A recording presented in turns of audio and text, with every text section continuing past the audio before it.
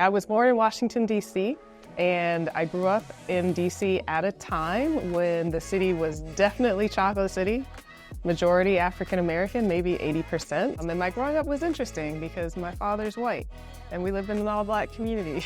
And so we were like the one sort of oddball kids on the block. One of the great things about growing up in Washington, D.C. is that there are incredible cultural resources in that city that are available for free. And so when I was a little girl, when my mom didn't have anything for us to do and it was hot outside, she would take us to the Smithsonian museums. So I was always a curious kid, and DC fed my curiosity. I ended up going to Princeton University, which was a really different life experience. Going from Washington, D.C. public schools to an old, elite, exclusive, Ivy League private institution was a bit of a brain bender. It was really challenging on a lot of levels. So having come from an elite private institution like Princeton, which is built on exclusivity and has been built on exclusivity for its entire existence, to an institution that is focused on making sure that higher education is accessible to the largest number of people possible.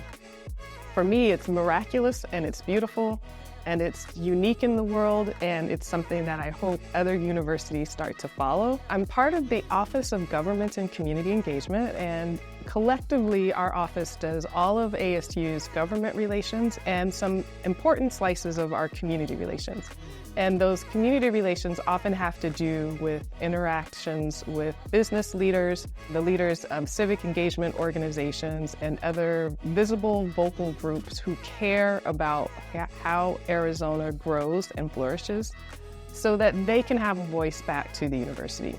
So one of my whys is knowing how higher education transforms lives. And I also believe that a society that is full of people who have had a little bit more time, either right after high school or later in life, taking courses in the arts and humanities, not just taking the courses that help them function better in their jobs. I know that we create a society, and that's going to be more capable of making sure that the globe, as it grows and as it becomes more diverse and as more people of different backgrounds are interacting with each other, that our whole globe is just a much safer place because we will have had these relationships on university campuses.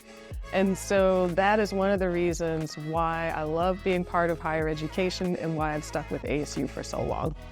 Ever since I was a child, I loved to travel and explore different parts of the world. So I've managed to set foot on every continent, but I have a lot of countries that I want to see and spend more time in.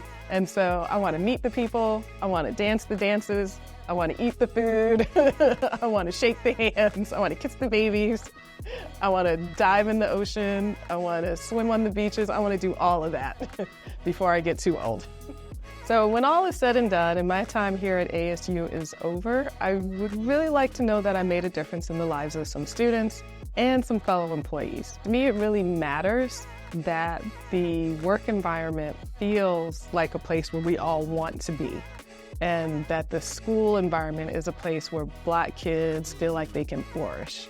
And so when I'm done and I leave here, what I hope I leave behind is a legacy of connectivity, where Black faculty, staff, and students have this affinity for one another and for their institution, that it just creates a constant feedback loop where both the institution and the people are constantly growing and flourishing.